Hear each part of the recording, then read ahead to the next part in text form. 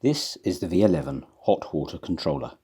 It has all the same features as the basic controller, but will also control your water heater, as well as indicating the water temperature and providing frost-stat protection.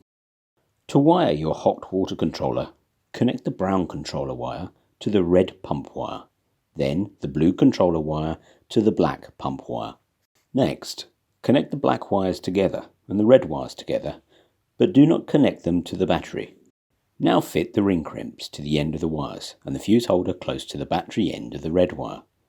To do this, cut the wire and feed each end into the holder, then tightly close the holder with a pair of pliers. Do not fit your fuse yet. First connect the purple controller wire to the 12-volt heater enable input, and then connect the light grey controller wire to the temperature probe. You can specify either a 12mm or half-inch temperature probe to fit an inline John Guest T-piece.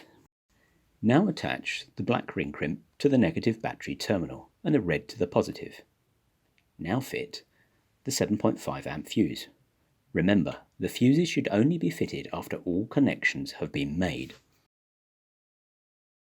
To monitor the water temperature, turn on the unit and press the enter button twice.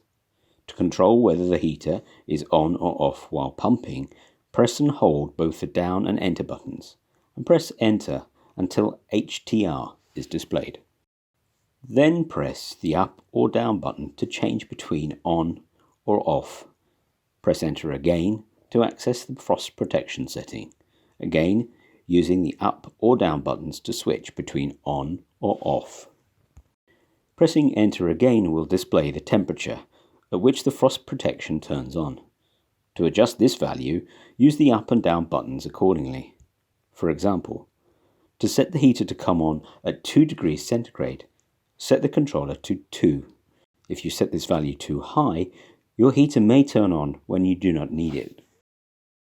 Press again to adjust the speed of the pump recirculation when frost protection is working. Set pump flow rate using the up and down buttons.